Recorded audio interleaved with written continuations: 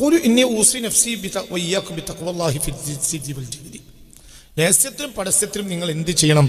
നോക്കൂ, ബഹുമാനപ്പെട്ട ഇബ്രാഹിം യാസിർ കൗലഖി റളിയല്ലാഹു അൻഹു പറയാണ്, ഞാൻ നിങ്ങളോട് പറയുന്നു, എൻ്റെ നഫ്സിനോട് നിങ്ങളോടും പറയുന്നു, ബിത്തഖ്വല്ലാഹി ഫിസ്സിദ്ദി വൽ ജഹ്ദി, രഹസ്യത്തിലും പരസ്യത്തിലും അല്ലാഹുവിനെ സൂക്ഷിക്കണം. മുറാഖബത്തിഹി തആല മഅൽ അൻഫാസി, ഓരോ ശ്വാസത്തോടുകൂടെയും അല്ലാഹുവിനെ പ്രത്യേകമായി നിരീക്ഷിക്കണം. അതായത് ഓരോ ശ്വാസത്തിലും അവൻ്റെ ചിന്തയിൽ എന്ത് വരണം? അല്ലാഹ് എന്ന് വരണം. മനസ്സിലായില്ലേ? ഓരോ മുറാഖബ, അതാണ് മുറാഖബ. മുറാഖബത്തിഹി തആല മഅൽ അൻഫാസി, അവൻ്റെ ഓരോ ശ്വാസത്തോടു കൂടെയും അവൻ ആരെ നിരീക്ഷിക്കണം? അല്ലാഹുവിനെ. മനസ്സിലായില്ലേ? ചിന്തിക്കണം, ചിന്തിക്ക്. റഖീബ് എന്ന് പറഞ്ഞാൽ ഒരാളുടെ നിരീക്ഷകൻ. മുറാഖബത്ത് എന്ന് പറഞ്ഞാൽ നിരീക്ഷിക്കുക. അതായത് ഓരോ സെക്കൻഡിലും അവൻ്റെ മനസ്സിൽ ആര് വരണം? അല്ലാഹ്. ഒക്കെ കഴിയും മനുഷ്യൻ, അതൊക്കെ നിസ്സാരമായിട്ട് കഴിയും. ബഹുമാനപ്പെട്ട ഇബ്രാഹിം യാസിൽ കൗലഖി തങ്ങൾ, ബഹുമാനപ്പെട്ടവരുടെ ഒരു കിതാബാണ്, അവരുടെ കലാമിനെ ജമഅ പ്രസംഗങ്ങളും ലേഖനങ്ങളും ജമഅയാണ്.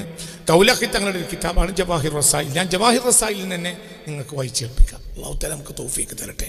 ഉയരണമെന്നുണ്ടെങ്കിൽ അവൻ എന്ത് ചെയ്യണം? തഖ്വല്ലാഹ്. ഒരാൾക്ക് ഉയരണമെങ്കിൽ അവൻ അല്ലാഹുവിനെ സൂക്ഷിക്കണം. ഫിസ്സിദ്ദി വൽ ജഹ്ദി, രഹസ്യത്തിലും പരസ്യത്തിലും. മുറാഖബത്തിഹി തആല മഅൽ അൻഫാസി, ഓരോ ശ്വാസത്തോടു കൂടെയും ആരെ നിരീക്ഷിക്കണം? അല്ലാഹ്. എന്താണ് ഈ മുറാഖബ? അല്ലാഹു എന്നെ കണ്ടുകൊണ്ടിരിക്കുന്നുണ്ട് എന്ന് ഓരോ ശ്വാസത്തിലും ഒരു അബ്ദിന് ബോധം ഉണ്ടാകുക. ഇതാണ് മുറാഖബ. എന്താ പറഞ്ഞ? ഓരോ ശ്വാസത്തിലും എന്തുണ്ടാവുക? അല്ലാഹു എന്നെ നോക്കിക്കൊണ്ടേ ഇരിക്കുന്നുണ്ട്. ഈ മുറാഖബത്ത് എന്ന് പറഞ്ഞാൽ അന്യോന്യമുള്ള പദമാണ്. അന്യോന്യമുള്ള പദത്തിനാണ് എന്ത് പറയുക? ഈ മുറാഖബയുടെ വസ്ന മുഫാഅലത്ത് വസ്ന. പരസ്പരം പ്രവർത്തിച്ചാലേ മുറാഖബ എന്ന വാക്കുണ്ടാവുള്ളൂ. ഉദാഹരണം പറയാം, കൊലപാതകം ഒരാൾ ഒറ്റയ്ക്ക് ചെയ്യുന്നതാണ്. യുദ്ധം അങ്ങനെയല്ല, രണ്ടു കൂട്ടർ വേണം.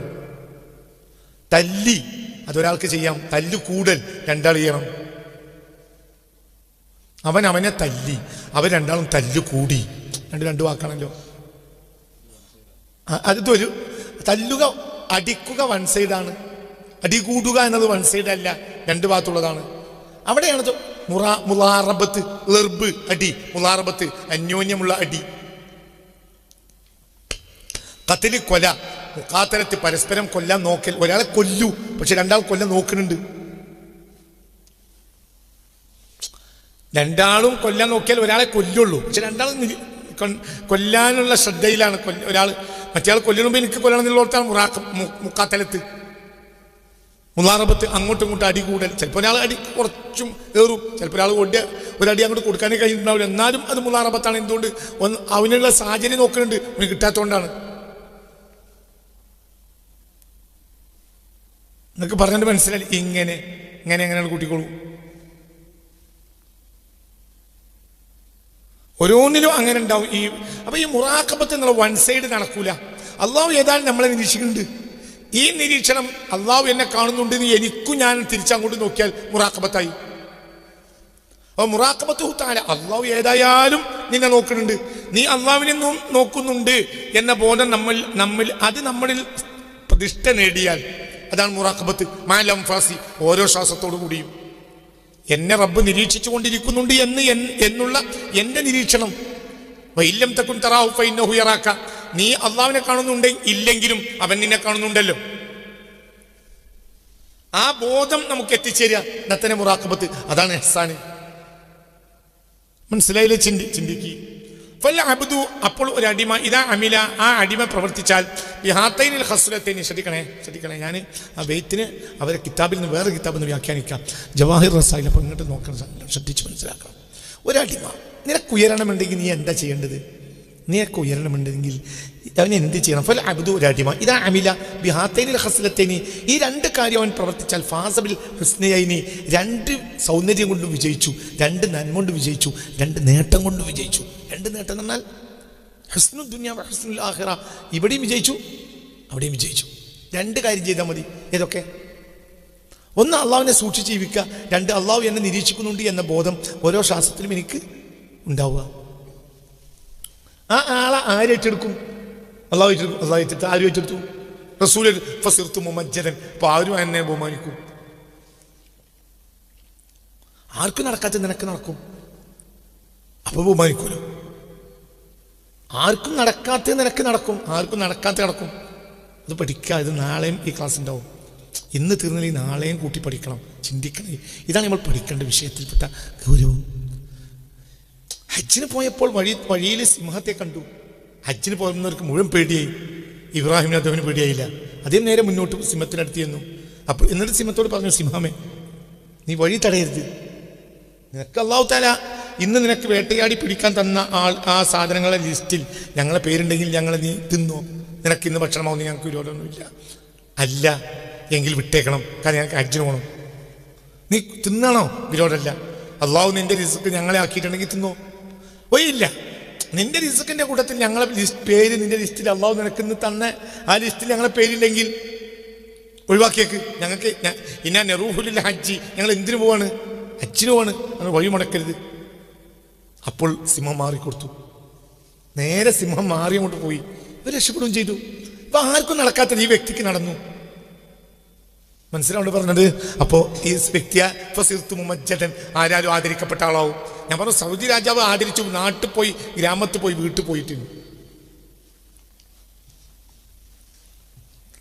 എന്നൊക്കെ പറഞ്ഞത് മനസ്സിലായി. സ്വന്തം ഭരണീയരെ പ്രജകളെ കൂട്ടത്തിലെ വരെ ഇതുപോലത്തെ ഒരു വീട്ടിൽ അയാൾ പോയിട്ടുണ്ടാവില്ല. അതേ സമയത്ത് ആഫ്രിക്കയിലെ, ഞാൻ പറഞ്ഞില്ലേ, മദീനയിൽ നിന്ന് 8661 കിലോമീറ്റർ അപ്പുറത്താണ് ഈ മനുഷ്യന്റെ നാട്. അവിടെ പോയിട്ടാണ് സൗദി രാജാവ് ഈ മനുഷ്യനെ കാണുന്നത്. അപ്പോ ഫസിർതു മുമജ്ജദൻ, ആരാലും ആദരിക്കപ്പെട്ടവനായി. എന്തുകൊണ്ട് ആദരിക്കപ്പെട്ടവനായി? അള്ളാഹിന്റെ നോട്ടം നിനക്കുണ്ട്, റസൂലിന്റെ നോട്ടമുണ്ട്. അതെങ്ങനെ ഉണ്ടാവുക? അതിന് നീ 2 കാര്യം ചെയ്താൽ മതി. എന്ത്? ഒന്ന്, എപ്പോഴും അള്ളാഹിനെ സൂക്ഷിച്ച് ജീവിക്കണം. 2, ഓരോ ശ്വാസത്തിലും അള്ളാഹു നിന്നെ നിരീക്ഷിച്ചു കൊണ്ടിരിക്കുന്നുണ്ട് എന്ന ബോധവും നിനക്ക് ഉണ്ടാകണം. നിനക്ക് പറഞ്ഞത് മനസ്സിലായില്ലേ? അപ്പൊ ആൾ നോക്കിക്കൊണ്ടിരിക്കണ ഒരാൾ മോഷ്ടിക്കോ? ആള് നോക്കിക്കൊണ്ടിരിക്കവേ മോഷ്ടിക്കോ? ഇല്ല. എന്നല്ല, ഇപ്പൊ ഓരോ കടകളിലും കയറിയാൽ ആ കടയിൽ മുഴുവൻ എഴുതിച്ചിരുന്ന് നിങ്ങൾ CCTVയുടെ നിരീക്ഷണത്തിലാണ്, അല്ലേ? എന്തുകൊണ്ടാണ് നിങ്ങൾ CCTVയുടെ നിരീക്ഷണത്തിലാണെന്ന് എഴുതിയൊക്കെ? കാരണം അവിടുന്ന് പല സാധനങ്ങളും പോയിട്ടുണ്ടാവും. നിങ്ങൾ കക്കുകയും ഞങ്ങൾ പിടികൂടുകയും പിന്നെ CCTV പരിശോധിക്കുകയും തല്ലുണ്ടാക്കുകയും പോലീസിനെ വിളിക്കുകയും ഒന്നും വേണ്ട. ഞങ്ങൾ നേരത്തെ തന്നെ പറയാം, നിങ്ങൾ കക്കുണ്ടോ നോക്കാൻ വേണ്ടി CCTV വെച്ചിട്ടുണ്ട്. അവർ വൈകുന്നേരം സ്റ്റോക്ക് എടുക്കുന്ന നേരത്ത് സാധനങ്ങൾ കുറവ് കണ്ടു, ഇവിടെ കമ്പ്യൂട്ടറിലോട്ട് വന്നിട്ടും ഇല്ലെങ്കിൽ പിന്നെ അവരെന്ത് ചെയ്യും? CCTV വയ്ക്കും. അപ്പോൾ ഏതോ ഒരാൾ എന്ത് ചെയ്തിട്ടുണ്ട്? ബനിയൻ്റെ ഉള്ളിൽ വെച്ചിട്ടുണ്ട്. ഒരാൾ എന്താ പറയുക, ബ്ലൗസിൻ്റെ ഉള്ളിൽ വെച്ചിട്ടുണ്ട്. പിടികൂടി. ഇത് നേരത്തെ അറിഞ്ഞാൽ പിന്നെ ആ പ്രശ്നമില്ല. മോഷണം ഏറ്റവും കുറഞ്ഞ രാജ്യങ്ങൾ എന്ന് പറഞ്ഞാൽ, ഏറ്റവും മോഷണം കുറഞ്ഞ രാജ്യങ്ങൾ ഏതാണെന്ന് അറിയോ? ഏതാ മോഷണം ഏറ്റവും കുറഞ്ഞ രാജ്യങ്ങൾ? ഏതാ? യൂറോപ്യൻ രാജ്യങ്ങളാണ്. മോഷണം ഏറ്റവും കൂടിയ രാജ്യങ്ങൾ ഏഷ്യൻ രാജ്യങ്ങളാണ്. എന്താ കാരണം? മോഷണം ഏറ്റവും കൂടുതലുള്ള രാജ്യങ്ങൾ യൂറോപ്യൻ രാജ്യങ്ങളാണ്. ലോകത്തെ ഏറ്റവും അഴിമതിയുള്ള രാജ്യത? ലോകത്തെ ഏറ്റവും അഴിമതിയുള്ള രാജ്യത അറിയോ? ലോകത്തെ ഏറ്റവും അഴിമതിയുള്ള രാജ്യം പാകിസ്ഥാനാണ്. തലസ്ഥാനത്തിന്റെ പേര് ഇസ്ലാമാബാദ് എന്നാണ്. ആ നാട്ടിന്റെ പേരാണ് എന്ത്? ബഹുമാനപ്പെട്ട ഇസ്ലാമാബാദ്. അഴിമതി ഏറ്റവും കുറഞ്ഞ രാജ്യം യൂറോപ്യൻ രാജ്യങ്ങളാണ്. ലോകത്തെ അഴിമതി കുറഞ്ഞ രാജ്യം യൂറോപ്യൻ രാജ്യങ്ങളാണ്. ലോകത്തെ ഏറ്റവും അഴിമതി കൂടിയ രാജ്യം, കൈക്കൂലി, അഴിമതി എന്നിവ കൂടിയ ഏറ്റവും കൂടിയ രാജ്യം, ഏറ്റവും കൂടിയ പാകിസ്ഥാൻ. 1 പാകിസ്ഥാൻ, 2 നൈജീരിയ. പാകിസ്ഥാൻ 100% മുസ്ലിമീങ്ങളുടെ രാജ്യം എന്ന് വേണമെങ്കിൽ പറയാം. ഇസ്ലാമിന് വേണ്ടി ഒരു രാജ്യം ഉണ്ടാക്കണമെന്ന് ഉണ്ടാക്കിയതാണ്. ലോകത്തെ ഏറ്റവും അഴിമതിയുള്ള രാജ്യത്താണ്. അതാണ്. പിന്നെ 60% മുസ്ലിമീങ്ങളുടെ രാജ്യമാണ് നൈജീരിയ. 40% ക്രിസ്ത്യാനികൾ. അത് നൈജീരിയ. അതന്നെ ഉണ്ട്. ഈ വാർത്ത, ഈ റിപ്പോർട്ട് പുറത്തു വന്നപ്പോൾ ഫലിതമായി ചില സോഷ്യോളജിസ്റ്റുകൾ പറഞ്ഞു, മനസ്സിലായില്ല? ചില പാകിസ്ഥാനികളായ സോഷ്യോളജിസ്റ്റുകൾ ഈ റിപ്പോർട്ട് പുറത്തു വന്നപ്പോൾ, ഈ സ്റ്റാറ്റിസ്റ്റിക്സ് പുറത്തു വന്നപ്പോൾ, സോഷ്യോളജിസ്റ്റുകളായ ചില പാകിസ്ഥാനി ചിന്തകന്മാർ പറഞ്ഞു, സത്യത്തിൽ റിപ്പോർട്ട് വന്നപ്പോൾ ആ ലോകത്തെ ഏറ്റവും കൂടുതൽ അഴിമതിയുള്ള രാജ്യം 1 നൈജീരിയയും 2 പാകിസ്ഥാനും എന്നായിട്ട് റിപ്പോർട്ട് പുറത്തു വന്നത്. അപ്പോൾ ചില സോഷ്യോളജിസ്റ്റുകൾ പറഞ്ഞു അവിടെയും പാകിസ്ഥാൻ കൈക്കൂലി കൊടുത്തിട്ടുണ്ടാവും 2ാം സ്ഥാനത്തേക്ക് പോകാൻ വേണ്ടിയിട്ട്. അവ നോക്ക്. എന്നാൽ ലോകത്തെ ഏറ്റവും അഴിമതി കുറഞ്ഞ, കൈക്കൂലി കുറഞ്ഞ, മോഷണം കുറഞ്ഞ രാജ്യങ്ങൾപ്പെട്ട രാജ്യം ഏതാണ്? അത് യൂറോപ്യൻ രാജ്യങ്ങളാണ്.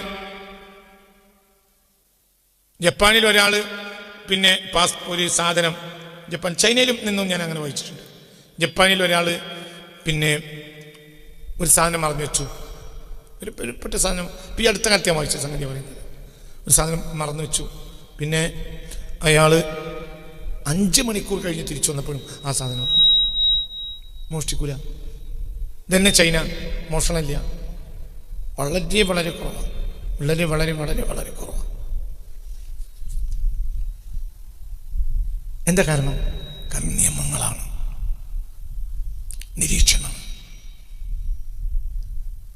അവരൊക്കെ CCTV ഒഴിവാക്കാൻ തുടങ്ങുമ്പോഴാണ് നമ്മൾ CCTV വെക്കാൻ തുടങ്ങുന്നത്. അവർ അതിനേക്കാൾ വലിയ ടെക്നോളജിയിലേക്ക് പോയി. അപ്പം ജനങ്ങൾ എന്തുകൊണ്ട് യൂറോപ്പ് നമ്മളെ നാട്ടിലാകെ പടച്ചോനെ പേടിയും മാന്യതയും കൊണ്ടാണ് ഒരാൾ മോഷ്ടിക്കണില്ലെങ്കിൽ മോഷ്ടിക്കാതിരിക്കുന്നത്. അവിടെ അങ്ങനെയല്ല. ഓരോ സെക്കൻഡിലും സൂക്ഷ്മമായി മനുഷ്യനെ പരിശോധിക്കാനുള്ള ടെക്നോളജികളുണ്ട്. ഒന്നും നടക്കില്ല. നിയമത്തിൻ്റെ ഭാഗത്ത് പോവുകയും ചെയ്യും. ഒരു നിയമത്തിൽ കടന്നേറാനുള്ള കഴിവില്ല, ഒരു പഴുതുമില്ല. നോർവേയുടെ പ്രസിഡന്റ് അതിരാവിലെ സെക്യൂരിറ്റി ഇല്ലാതെ എന്ത് ചെയ്യും? നടക്കാൻ പോകും. സെക്യൂരിറ്റി ഇല്ല. നോർവേ എന്തുകൊണ്ട്? ഒന്നും ചെയ്യാൻ പറ്റൂല. എന്താണ് ചെയ്യുന്നത് കൃത്യമായി അതേ സമയത്ത് നോക്കാനുള്ള 100 കണക്കിന് സംവിധാനങ്ങളുണ്ട്. പ്രസിഡന്റിന്റെ ബെഡ്റൂമിലേക്ക് മാത്രമേ എന്തുള്ളൂ? CCTV വെക്കാത്തുള്ളൂ. ബാക്കി മുഴുവനുണ്ട്. എവിടെ എപ്പോൾ പോകുന്നു, ആര് തൊടുന്നു? ഒരു സെക്കൻഡിൽ ഒരാൾ പ്രധാനമന്ത്രിയെ തൊടുകയാണെങ്കിൽ 1 മിനിറ്റ് കൊണ്ട് അവിടെ പോലീസ് എത്തും.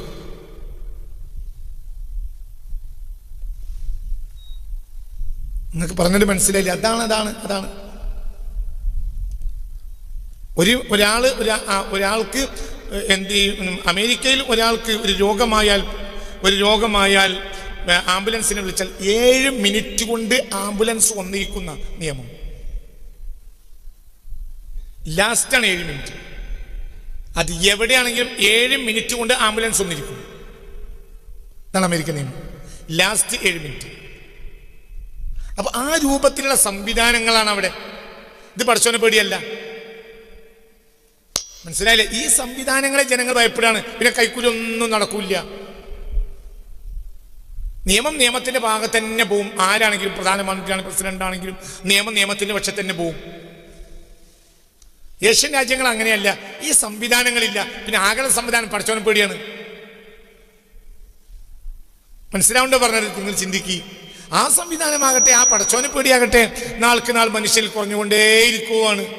അപ്പൊ അതിനനുസരിച്ച് കരിഞ്ചന്റെയും കൈക്കൂലിയും ഇന്ന് കൂടിക്കൊണ്ടേയിരിക്കും. ഇനി ആ സ്ഥാനത്തേക്ക് എന്ത് കയറ്റി വെക്കണം? സാങ്കേതിക സൗകര്യങ്ങൾ. മനസ്സിലായില്ല? പഴയ കാലത്ത് പടച്ചോനെ പേടി കൊണ്ടാണ് മോഷ്ടിക്കാതിരിക്കുന്നത്. ഇന്നത് കുറഞ്ഞ് അതിന്റെ ഗ്രാഫ് കുറഞ്ഞു വരികയാണ്. ഇനി ആ സ്ഥാനത്തേക്ക് സാങ്കേതിക സൗകര്യങ്ങളും കയറി വന്നിട്ട് നമ്മളും ആരെപ്പോലെയാകും? യൂറോപ്പിനെ പോലെ തന്നെയാവും.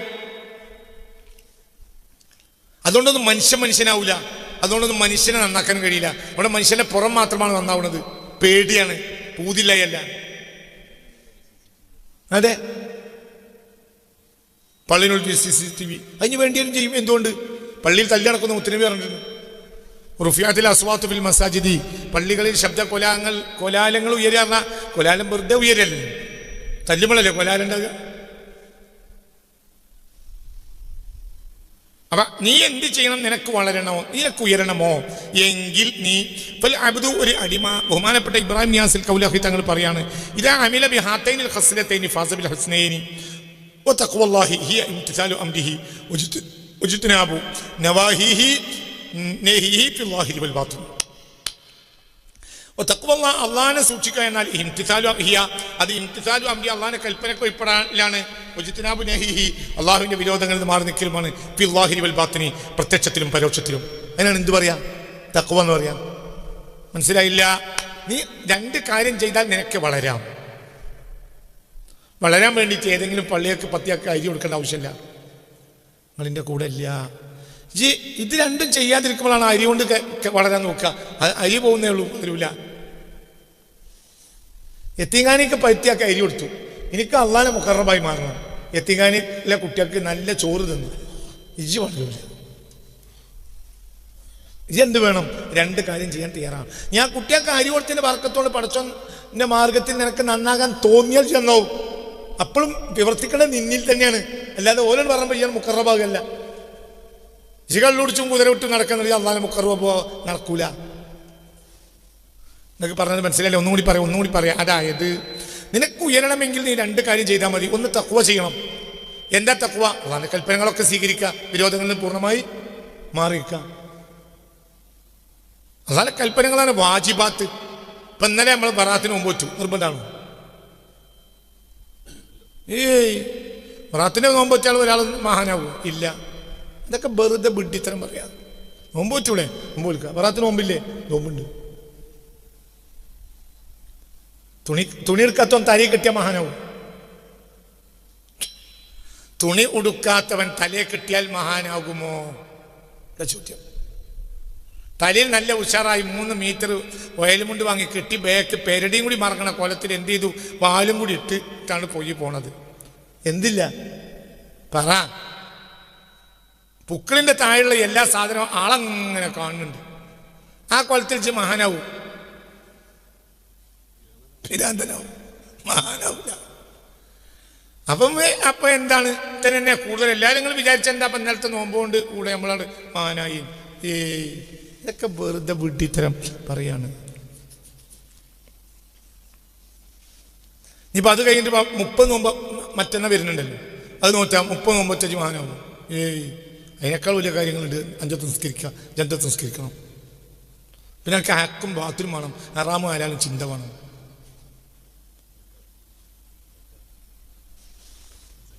അതെ സക്കാത്ത് ഒക്കെ സക്കാത്ത് മാത്രമല്ല, സക്കാത്ത് ഒക്കെ അതിനേക്കാൾ വലിയ കാര്യം എന്താ? സക്കാത്ത് എന്തുകൊണ്ടാണ് കൊടുക്കേണ്ടിയിരുന്നത്? അള്ളാന്റെ കൽപ്പനയ്ക്ക് വഴിപ്പെടുന്ന ഭാഗമല്ലേ അത്? അള്ളാന്റെ കൽപ്പനയ്ക്ക് വഴിപ്പെടുന്ന ഭാഗങ്ങളും അള്ളാന്റെ വിരോധം മാറി കൈ തീരുമാനിക്കണം. ഇജ് മുതൽ കൈയിട്ട് തിന്നുന്നവനാണ്. ഇജ് നിസ്കരിച്ചിട്ട് നോമ്പ് വെച്ചിട്ടും അതിന് സമൂഹം നോമ്പ് തുറ എൻ്റെ പൊരിയിൽ 350 ആളെ കൊണ്ട് നോമ്പ് ഉറച്ചിട്ടും എന്താ കാര്യം? എൻ്റെ പൈസ പോയി എന്നല്ലാതെ. ആ ഫോട്ടോ എടുത്ത് എനിക്ക് സോഷ്യൽ മീഡിയയിൽ വിടാം.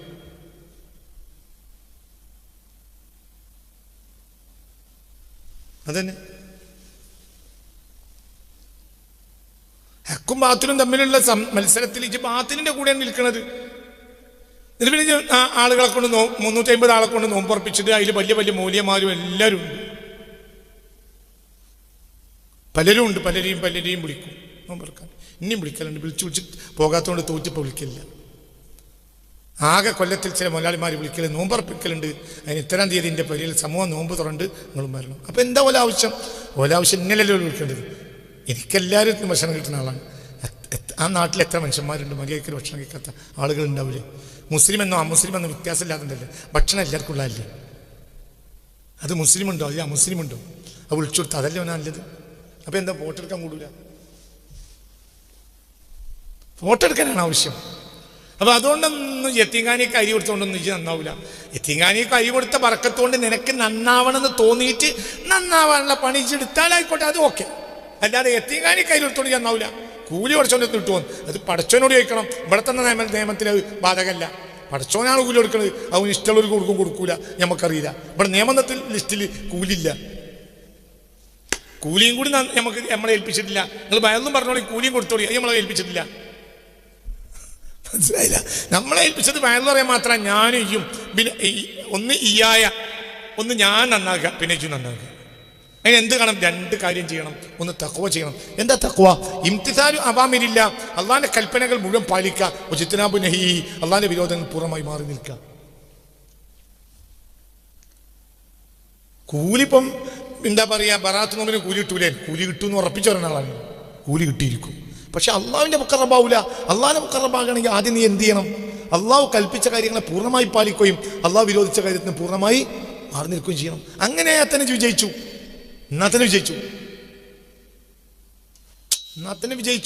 എന്നാ പിന്നെ എനക്ക് എന്തും ചെയ്യാം. ബറാത്ത് നോമ്പിൻ്റെ അന്ന് നല്ല പോലെ ഉച്ചക്ക് നല്ല എന്ത് ചെയ്യുക, ചോറും ഐക്കോറയും തിന്ന, നല്ല ചോറും ഐക്കോറയും കുഴച്ച് തിന്ന എന്ന് ബറാത്ത് നോമ്പിന് എന്നേ പറ്റായുള്ളൂ.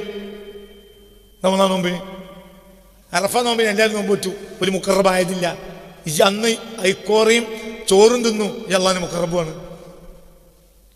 നിങ്ങൾ ഇവിടെ സ്ഥലത്തില്ല.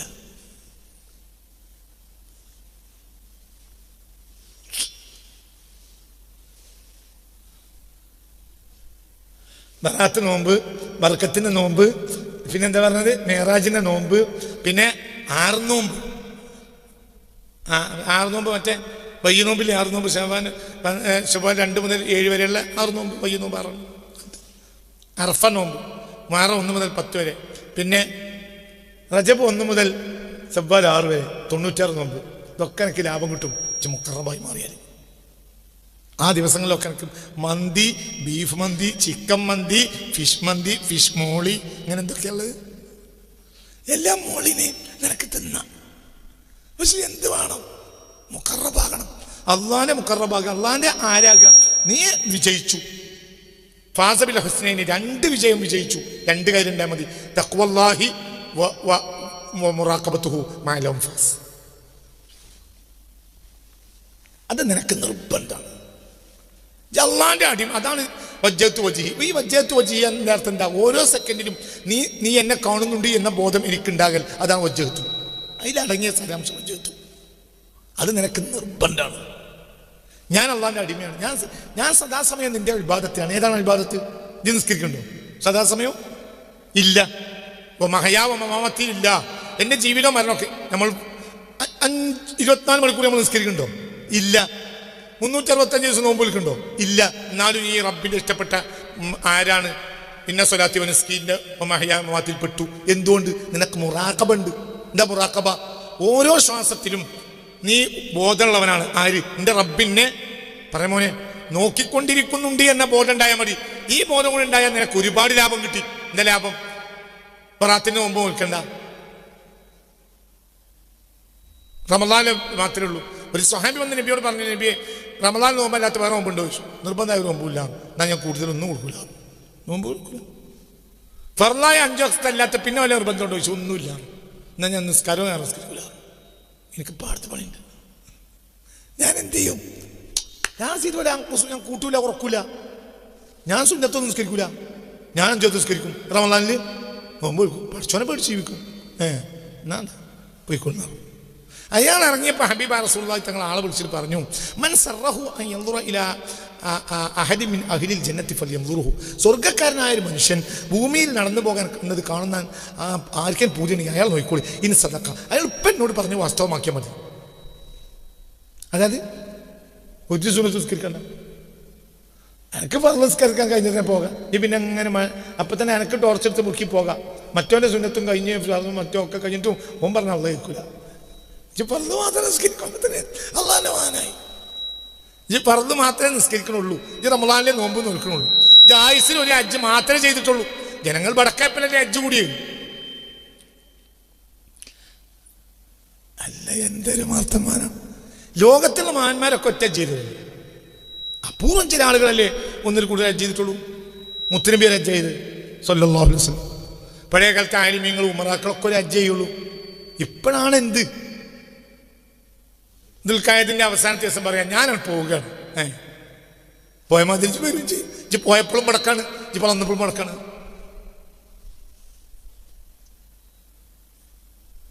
ദുൽഹജ്ജ് 6 അന്ന് പെണ്ണുങ്ങളെ വിളിച്ച് പറഞ്ഞ് 7 അന്ന് പണിക്കാരോട് പറഞ്ഞു, എനിക്ക് 2 ദിവസം 4 ദിവസം ഞാൻ ഇവിടെ ചെറിയ അത്യാവശ്യം ഉണ്ട്, ഞാൻ ഇവിടെ ഉണ്ടാവില്ല, കമ്പനിയൊക്കെ ശരിക്കും നോക്കിക്കളി എന്ന്. മുപ്പത് എന്തോ ഒരു അത്യാവശ്യത്തിന് തിരുവനന്തപുരത്ത് പോകുമ്പോൾ പോയി. ദുൽഹജ്ജ് 11 മുമ്പ് തിരിച്ചു വന്നു. എന്നാൽ പണിക്കാരൊന്നും മോശമാവില്ല, കാരണം മുപ്പര് ഹജ്ജിന് പോയിട്ടില്ല. ഒരുപോലെ എവിടെയോ പോയതാണ്. അപ്പോൾ ഹജ്ജ് ഇത് വന്നു, അത്ര ഹജ്ജിന് ആവശ്യമുള്ളൂ. 8 മൂപ്പര് പോയി, 13 വന്നു. ഇങ്ങനത്തെ ഹജ്ജല്ലപ്പെന്ന് ഇതാവുമ്പോൾ പോയപ്പോൾ എന്താ ഹറാമിയാണ്, വന്നപ്പോഴോ ഹറാമിയാണ്. പോയപ്പോഴും ഹറാമിയാണ്, വന്നപ്പോഴും ഹറാമിയാണ്. അങ്ങനെ മൂപ്പര് 365 ചെയ്തിട്ട് എന്താ കാര്യം? അതിൻ്റെ ഒന്നും ആവശ്യമില്ല. ആ പൈസയൊക്കെ നിനക്ക് കുഴിമന്തി തിന്നാം, അള്ളാഹ് നമുക്ക് ഉറപ്പും. എന്ത് പറഞ്ഞാലും അള്ളാഹ് കേൾക്കും. എന്ത് വേണം? തഖ്വ വേണം. മുറാഖബത്തുഹു തആല മഅൽ അൻഫാസി, എല്ലാ ഓരോ ശ്വാസത്തിലും. തവല്ലാ റസൂലുള്ളാഹി ഹംദി ഫലം യസൽ യുസാഇദുനി ദഹ്രി ഫസിർതു മുമജ്ജദാ. ഈ വരിയാണ് ഇവിടെ വ്യാഖ്യാനിക്കുന്നത്. ഞാൻ ഉന്നതനായി, എല്ലാവരും ആദരിച്ചു. എന്താ കാരണം? എന്താ കാരണം? ഞാൻ തഖ്വ ചെയ്തു. പിന്നെ ഓരോ നഫസിലും ഓരോ ശ്വാസത്തിലും റബ്ബെന്നെ നിരീക്ഷിക്കുന്നുണ്ട് എന്ന ബോധം എനിക്കുണ്ടായി. അപ്പം അല്ലാഹു തആല എന്നെ ഉയർത്തി. ചെയ്തളാ ആര് ഉയർത്തും? ഈ എന്താ പറയുക, 27 എന്താ പറയുക, റജബ് 27 അന്നും ഷവ്വാൽ ശഅബാൻ 15-നും മെഹറാജ് നോമ്പും മറാത്ത് നോമ്പും ഈ 96 നോമ്പും ഒക്കെ നോക്കുന്ന മനുഷ്യൻ്റെ കുട്ടിക്കൊരു വേദന ഉണ്ടായാൽ അതിന് മറ്റോ മന്ത്രിക്കേണ്ടി വരും. ആര്? ഇതൊന്നും നോക്കാത്തവൻ. 5 വക്ത് മാത്രമേ നിസ്കരിക്കുള്ളൂ, റമദാൻ പോയിക്കോളൂ, ഓ മന്ത്രിച്ചു നിലനിൽക്കുള്ളൂ. എന്തുകൊണ്ട്? ഓൻ ഹറാമിയല്ല. ഓന് മൊബൈലിൻ്റെ മറ്റേ മാന്തണ മൊബൈൽ എടുത്ത് തന്നെയല്ല. ഓൻ റെയിൽവേ സ്റ്റേഷനിൽ ഇരുന്നപ്പോൾ പോകണം, 1/2 മണിക്കൂർ 1 മണിക്കൂർ വണ്ടി വരാൻ നേരം വെക്കുന്നുണ്ട്. ആ നേരത്തും ഇങ്ങനെ കഴുത്ത് വളയണ കുളത്തിൽ അവിടെ പെണ്ണുങ്ങൾ ഡാൻസ് ചെയ്യുന്നത് നോക്കിയിട്ടില്ല.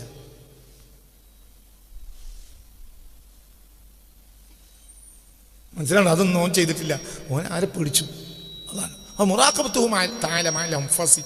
ഓരോ ശ്വാസത്തിലും റബ്ബ് എന്നെ നിരീക്ഷിച്ചുകൊണ്ടിരിക്കുന്നുണ്ട്. ബോധവും അവനുണ്ട്. അവന് റമദാൻ അല്ലാത്തൊരു നോമ്പില്ല, ഫർളല്ലാത്തൊരു നിസ്കാരമില്ല. ഓൻ തന്നെയാണ് ആര്? വിജയിച്ചോൻ. മനസ്സിലായില്ലേ? ചിന്തിക്ക്. അവൻ തന്നെ വിജയിച്ചോൻ തന്നെയാണ്.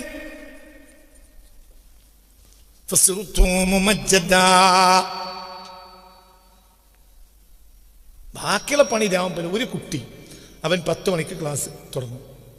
ഒരു കുട്ടി 10 മണിക്ക് ക്ലാസ് തുടങ്ങും.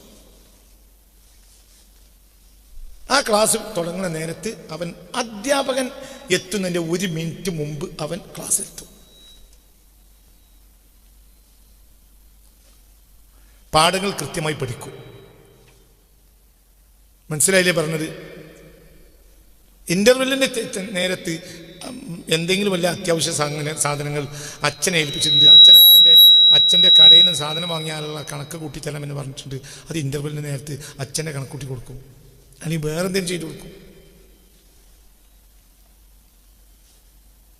അല്ലെങ്കിൽ അമ്മക്ക് സുഖമില്ല, അമ്മക്ക് വൈകുന്നേരം ഉള്ള ഭക്ഷണം കൂടി ഇവനാണ് ഉണ്ടാക്കുക. ഇവന് പയറും ഉണ്ടാക്കി ഇവൻ്റെ കേസിൽ ബാഗിലിട്ട് കൊണ്ടുവന്നിട്ടുണ്ട്. ഇൻ്റർവെല്ലിൻ്റെ നേരത്ത് ഒരു ഇൻ്റർവെല്ലിൻ്റെ നേരത്ത് പയറരിഞ്ഞു വെക്കും, ഒറ്റ ഇൻ്റർവെല്ലിൻ്റെ നേരത്ത് വെണ്ടക്ക അരിഞ്ഞു വെക്കും, ഒരു ഇൻ്റർവെല്ലിൻ്റെ നേരത്ത് ഉള്ളി അരിഞ്ഞു വെക്കും. ഇതൊക്കെ ക്ലിയറാക്കും. അവിടെ വീട്ടിൽ പോയി ഭക്ഷണം ഉണ്ടാക്കി കൊടുക്കും.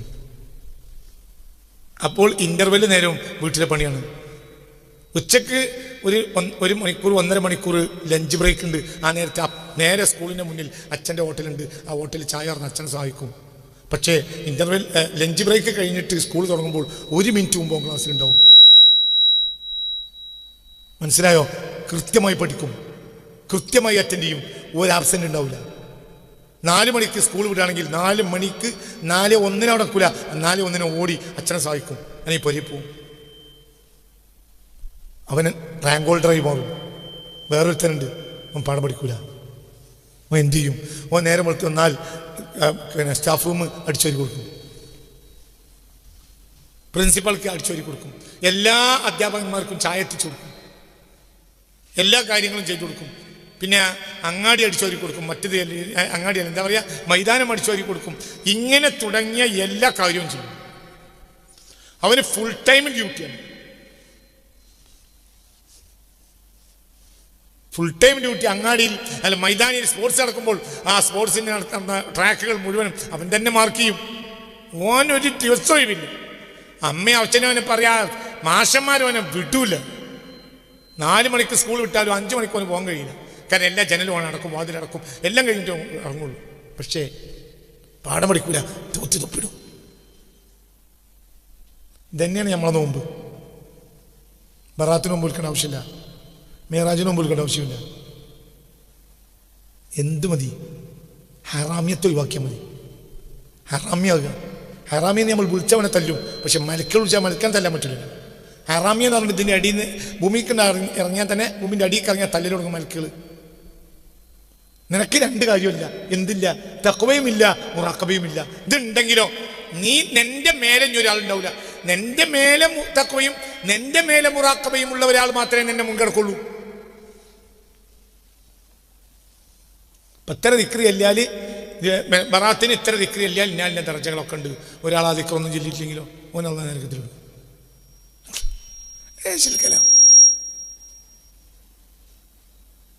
മനസ്സിലായില്ലേ? ഇപ്പൊ ഇന്നലെ ചെല്ലേണ്ട ദിക്റുകൾ ഉണ്ടല്ലോ, ഈ ദിക്റൊന്നും ഒരാൾ ചെല്ലിയില്ല. അയാൾ 5 വഖത്ത് കൃത്യമായി നിസ്കരിക്കും. ഹറാമായ ഒരു കാര്യം അയാൾ ചെയ്യൂല. ഓരോ സെക്കൻഡിലും അയാൾ ആരെ സൂക്ഷിക്കും? അല്ലാഹുവിനെ സൂക്ഷിക്കും. അയാൾ ഒരു ദിക്റും ചെല്ലുന്നില്ല, അയാൾക്കൊന്നുമില്ല. അയാളുടെ ദിക്ർ അയാളെ ശ്വാസമാണ്. വേണ്ട ദിക്റിൽ കണക്കൂട്ടാണ്. ഓരോ ശ്വാസത്തിനും അവൻ എന്ത് ചിന്തിക്കുന്നുണ്ട്? എൻ്റെ റബ്ബിനെ നോക്കുന്നുണ്ട്, എനിക്ക് അങ്ങോട്ട് കൂടെ തിരിയാൻ പറ്റൂല. നിങ്ങൾക്ക് പറഞ്ഞത് മനസ്സിലായോ? ഇവൻ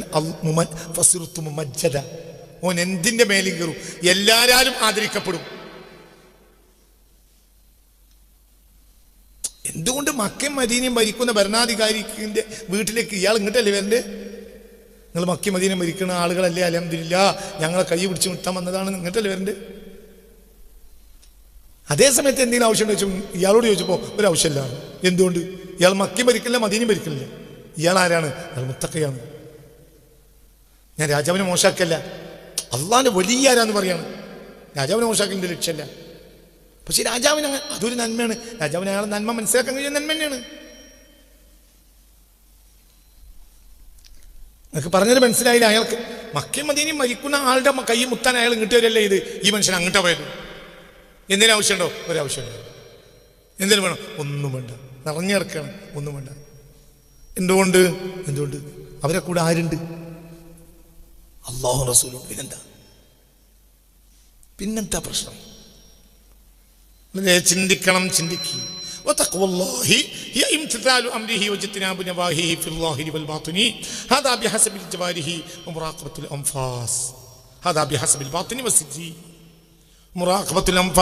ഒന്ന് തഖ്വയുമാണ്, ഒന്ന് മുറാഖബയുമാണ്. ഓരോ ശ്വാസത്തോടു കൂടെയും ബോധം ഉണ്ടാകുക. എന്ത് ബോധം ഉണ്ടാകുക? എൻ്റെ റബ്ബ് എന്നെ നിരീക്ഷിച്ചുകൊണ്ടേ ഇരിക്കുന്നുണ്ട് എന്ന ബോധത്തിൽ ജീവിക്കുക. ഓരോ സെക്കൻഡും കക്കൂസിൽ നിന്ന് ഇറങ്ങുമ്പോഴത്തിന് ഉഫ്രാനൊക്കെ പറഞ്ഞു, എന്തേ റബ്ബിനെ കുറിച്ച് ആലോചിക്കാൻ ആ സമയത്ത് കഴിഞ്ഞില്ല.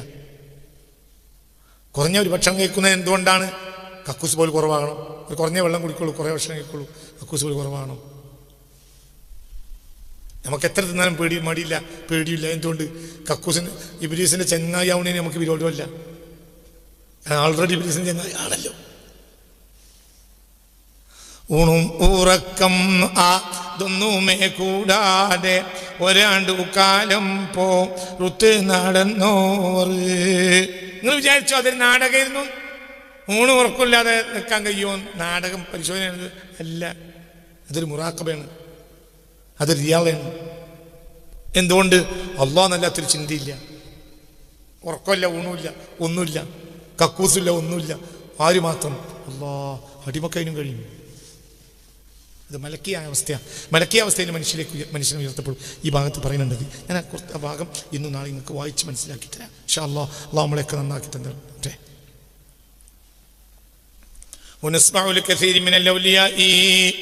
എത്രയോ ഔലിയാക്കന്മാർക്ക് നമ്മൾ കേൾക്കുന്നു. വലി ശൈഖിനെ തിജാനി, ബഹുമാനപ്പെട്ട അഹ്മദ് തിജാനി തങ്ങൾക്കും നമ്മൾ കേൾക്കുന്നു അൽ കറാമാത്തുകളെ നമ്മൾ എത്രയോ കേൾക്കുന്നുണ്ട്. ഔലിയാക്കന്മാർക്കും അഹ്മദ് തിജാനി തങ്ങൾക്കൊക്കെ എന്തുണ്ട്?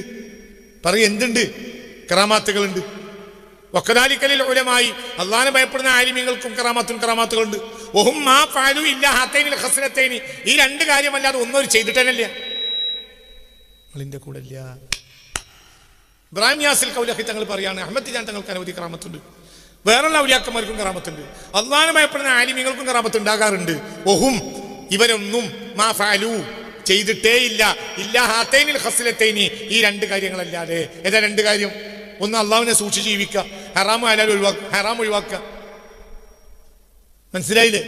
പിന്നെയോ ഓരോ ശ്വാസത്തിലും എന്നെ റബ്ബ് പറയാ കുട്ടി എന്നെ റബ്ബ് നിരീക്ഷിക്കുന്നുണ്ട് എന്ന ബോധത്തിലേക്ക് ഉയരുക. ബസ്, വേറെ ഒന്നും വരെ ചെയ്തിട്ടില്ല. ചിലപ്പോൾ ചെയ്യും, ചിലപ്പോൾ ചെയ്യൂല. ചിലപ്പോൾ ചെയ്യും, ചിലപ്പോൾ ചെയ്യൂല.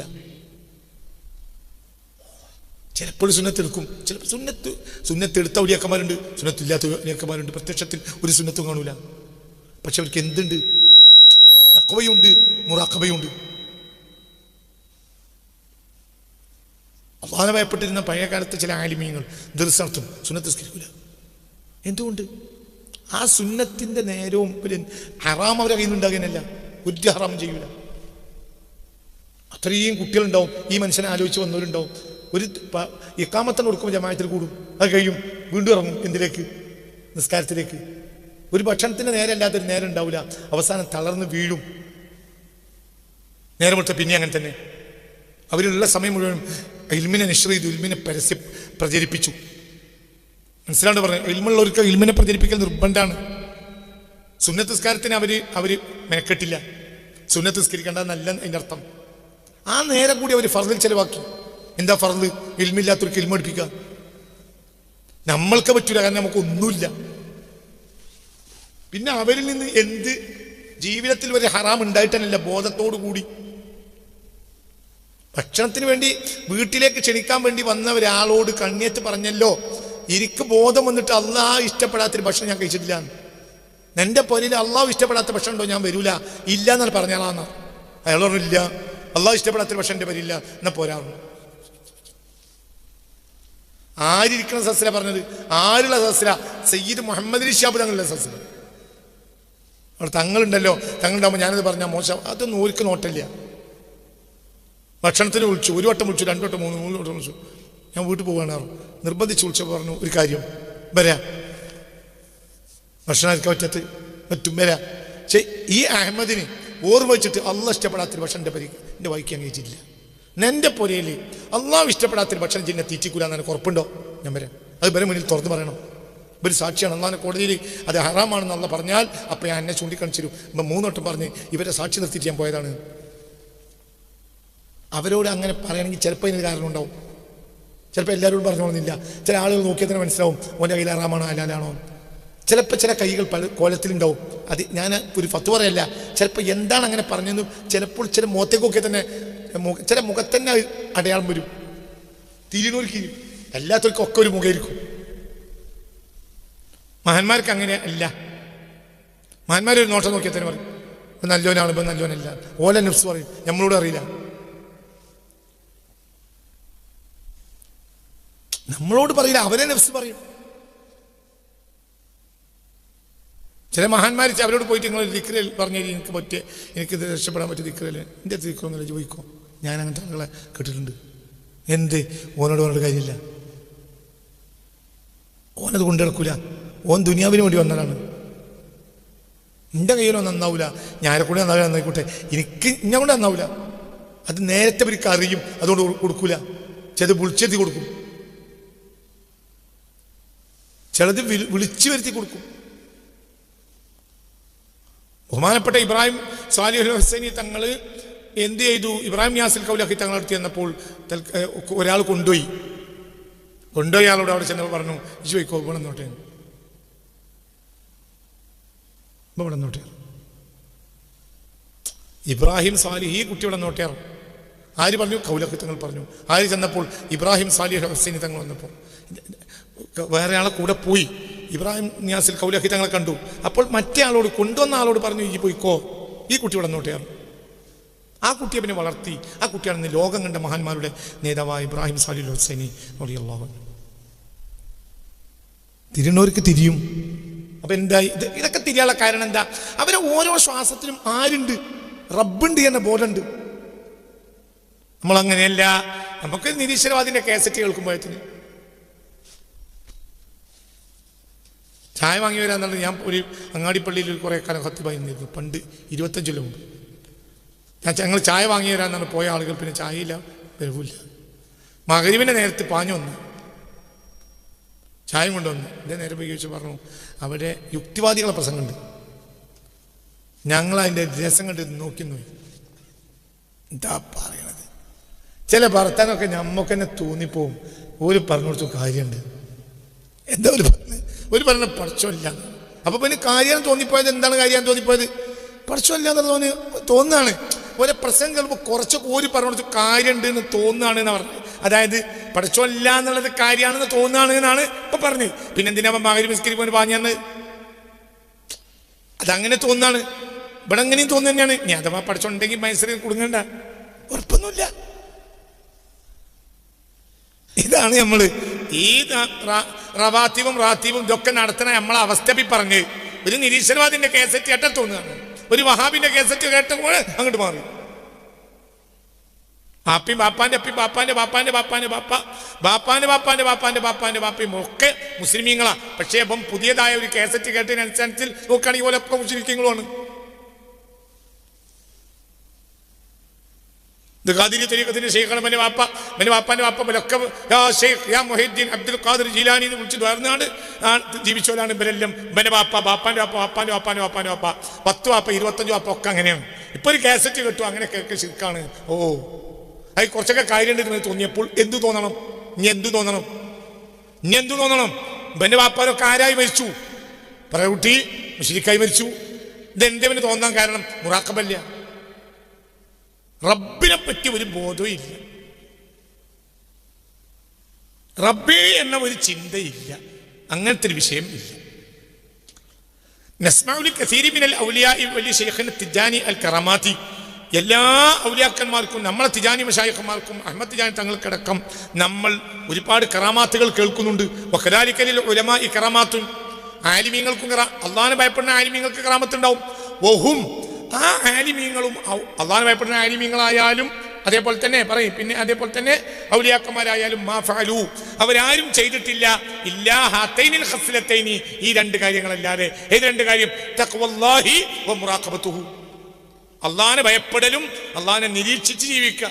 റബ്ബിനെ നിന്നെ നിരീക്ഷിക്കുന്നുണ്ട് എന്ന് നീ നിരീക്ഷിക്കുക. മനസ്സിലായില്ലേ? ഇതന്നെ. ഫൈദൻ, അത് അപ്പോൾ വക്കിൽന, നമ്മളെ എല്ലാരെയും ഏൽപ്പിക്കപ്പെട്ടത്. ഫൈദൻ വകുല്ലുന, വകുല്ലുന വക്കിൽനല്ല, ഫൈദൻ വകുല്ലുന, നാം എല്ലാവരും ഇദത്തഖല്ലാഹ്, അല്ലാഹനെ ഭയപ്പെടുകയും വറാഖബഹു മഅ അൻഫാസിഹി, അവന്റെ ഓരോ ശ്വാസത്തോടു കൂടെയും അവൻ അല്ലാഹുവിനെ മുറാഖബ ചെയ്ത് ജീവിക്കുകയും ചെയ്താൽ ലം യബ്ഖ മഅഹു ഇല്ലല്ലാഹ്, വേറൊരാളും അവന്റെ കൂടെ ഉണ്ടാവില്ല. ആര് മാത്രം? അല്ലാഹു മാത്രം. ഇനി ഒരാൾ ആവശ്യമുണ്ടാവില്ല. നിങ്ങൾ നമ്മളെ കാര്യം നോക്കണം കേട്ടോ ഒരാളെ, നിങ്ങൾ നമ്മളെ കാര്യം ചെയ്യണം കേട്ടോ ഒരാളെ, എന്നാലും ആവശ്യം ഉണ്ടാവില്ല.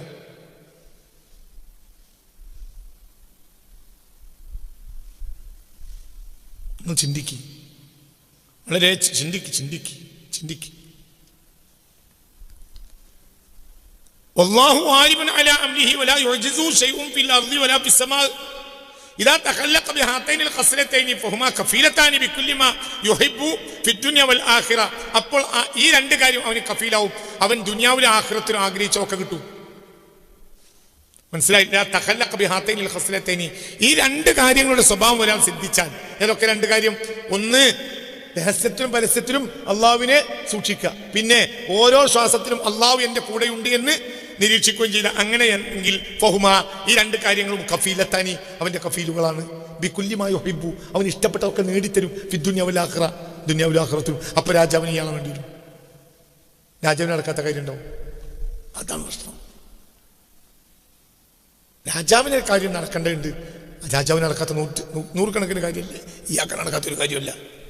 എന്നാ ഇയാൾക്ക് 10 വയസ്സല്ല, ഇയാൾ ആരപ്പാണ്? അള്ളാഹിനൊപ്പം അള്ള ഇയാളപ്പാണ്. മനസ്സിലായില്ലേ? ചിന്തിക്കണം. യാതൊരു കാര്യത്തിന്റെ ആവശ്യമില്ല. രാജാവിന് പല പ്രശ്നങ്ങളും ഉണ്ടാവും. ഇപ്പം നമ്മുടെ രാജ്യം പിന്നെ ഐക്യരാഷ്ട്രസഭയിൽ നമുക്ക് കയറണം, നമുക്കവിടെ അതിൻ്റെ ജനറൽ അസംബ്ലിയിലെങ്കിലും നമുക്ക് സീറ്റ് കിട്ടണം. നിങ്ങൾ ദ്വാരക്കി, അത് ഇയാൾ ദ്വാരക്കണം, ഇയാൾ വാങ്ങിക്കൊടുക്കണം. ഇയാൾ ജോർജ് ബുഷിനോടോ ക്ലിൻ്റനോടോ മറ്റേ ബൈഡനോടോ പറയല്ല, ഇയാൾ ആരോട് പറഞ്ഞാൽ മതി? റബ്ബേ ഇവർക്ക് ഈ കാര്യം നടത്തി കൊടുക്കണം, നടക്കും. കാരണം ഇയാൾ കൂടെ ആരുണ്ട്? അല്ലാഹ്. എന്തുകൊണ്ട്? ഇയാൾക്ക് രണ്ട് കഫീലുകളുണ്ട്. ഏതൊക്കെ? ഒന്ന് തഖ്വ, ഒന്ന് മുറാഖബ. ഇദാ തഖല്ലഖ ബിഹാതൈനിൽ ഖസ്ലതൈനി ബഹുമാനപ്പെട്ട മഹാനായ ഇബ്രാഹിം നിയാസിൽ കൗലഖി തിജാനി റളിയല്ലാഹു അൻഹു പറയാണ്, ഈ രണ്ട് കാര്യങ്ങളും നമ്മൾ സൂക്ഷിച്ച് ജീവിച്ചാൽ, ആ രണ്ട് സ്വഭാവം സിദ്ധിച്ചാൽ, ഫഹുമാ, ആ രണ്ട് കാര്യങ്ങളും കഫീലത്താനി, നമുക്കുള്ള കഫീലുകളാണ്, ബികുല്ലി മാ യുഹിബ്ബു ഫി ദുനിയാ വൽ ആഖിറ, ദുനിയാവിലും ആഖിറത്തിലും എന്താണോ ഇയാൾ വിചാരിച്ചത് അതെല്ലാം നടക്കും. മനസ്സിലായില്ലേ? ദുനിയാവിലും ആഖിറത്തിലും എന്തെല്ലാം എന്തെല്ലാം എന്തെല്ലാം എന്തെല്ലാം ആഗ്രഹിച്ചു അതെല്ലാം നടക്കും. ഇയാളൊരു കാര്യം പറഞ്ഞാൽ, ഒരു വസ്തുവെ നന്നായി നോക്കുകയിൽ ആ വസ്തു ആവണ്ണമാവുന്നുണ്ടല്ലോ മൊയ്തിമാലിയിൽ. അവരൊരു വസ്തുവെ നന്നായി നോക്കുകയിൽ ആ വസ്തു ആവണ്ണമാവുന്ന, അവരൊന്ന് നോക്കിയാൽ മതി ആ വസ്തു അങ്ങനെ ഉണ്ടാവും. എന്തുകൊണ്ട്? ഇവരെ കൂടെ ആരുണ്ട്? അല്ലാഹു. അപ്പൊ ഇവരെല്ലാവർക്കും ആവശ്യമുണ്ട്, അവരാവശ്യമില്ലാത്ത ഒരാളുണ്ടാവില്ല. ഒരു 2 സഞ്ചികൾ നിറച്ച് സ്വർണം വെള്ളി നാണയങ്ങൾ കൊണ്ടുവന്ന് മജ്‌ലിസിൽ വെച്ചു. ഷെയ്ഖ് അബ്ദുൽ ഖാദർ ജിലാനിക്ക് കൊടുക്കാൻ വേണ്ടി. വേണ്ട വേണ്ട, കൊണ്ടുപോയിക്കോന്ന് പറഞ്ഞു പ്രഭുവിനോട്. പലവട്ടം പറഞ്ഞു. പ്രഭു രാജാവ് രണ്ടിലാണ്. അപ്പോൾ ഇയാൾ കൊണ്ടുപോയില്ല. അപ്പോൾ ഷെയ്ഖ് അവിടെ എണീറ്റു വന്നു. എന്നിട്ട് എന്ത് ചെയ്തു? അതിൻ്റെ കെട്ടിയ അതിൻ്റെ റിബൺ എടുത്തു, അഴിച്ചെടുത്തു. എന്നിട്ട് അടിമേൽ മറിച്ചു. നോക്കുമ്പോൾ ഫസാലത്ത് ദമൻ അമീതൻ, കട്ടി ചോര ഉണ്ട്. എന്തേ കൊണ്ടെന്ന്? സ്വർണ്ണ നാണയം അല്ലെങ്കിൽ വെള്ളി നാണയം. വീണതോ കട്ടച്ചോര. അപ്പൊ പറഞ്ഞു, എന്ത് ഹറാമായ ആരാന്റെ മുതൽ സമ്പാദിച്ചു കൂട്ടിയതാണിത്, ഇത് ഇജ്ജി തിന്നോ, ഇനി കൂടി തീറ്റിക്കരുത്.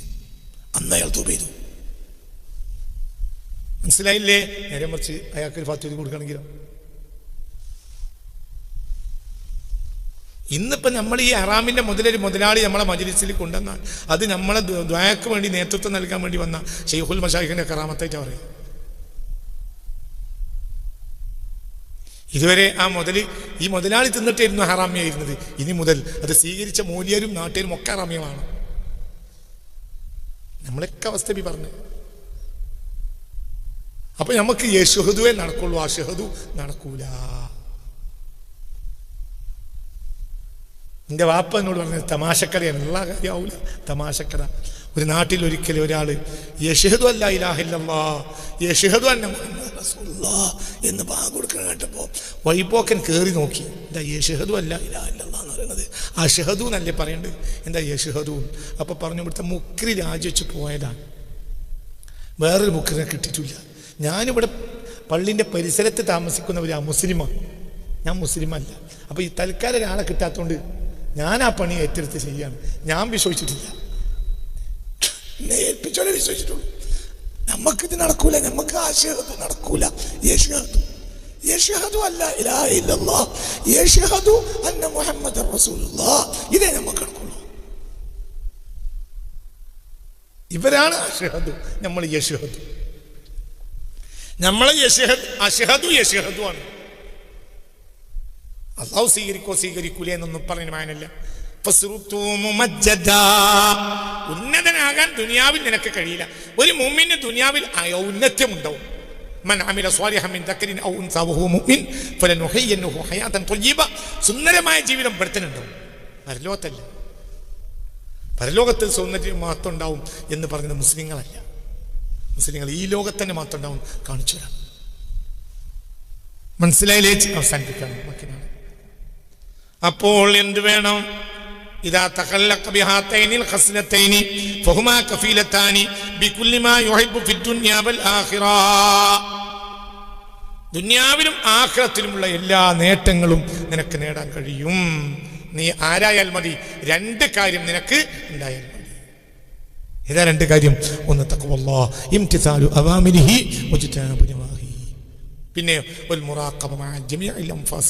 ഓരോ ശ്വാസത്തിലും എൻ്റെ റബ്ബ് എന്നെ നിരീക്ഷിക്കുന്നുണ്ട് എന്ന ബോധം നിലനിർത്തുകയും ചെയ്യുക. റബ്ബനാ ആതിനാ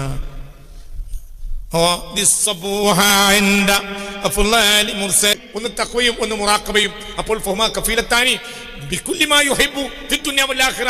ദുനിയാവിലും ആഖിറത്തിലും അവർ വിചാരിച്ച ഒക്കെ നടക്കും. അപ്പോൾ അവര് രാവിലെ പോകാറുണ്ട് എന്ന് പറഞ്ഞ് നമ്മൾ ഇന്നലെ വെച്ച അർത്ഥം എന്താണ്? റൂഹിയായി പോകുന്ന, ജസദിയായി പോകുന്നതാണ്, തെറ്റൊന്നുമില്ല, അതൊന്നും അവർക്ക് പ്രശ്നമല്ല.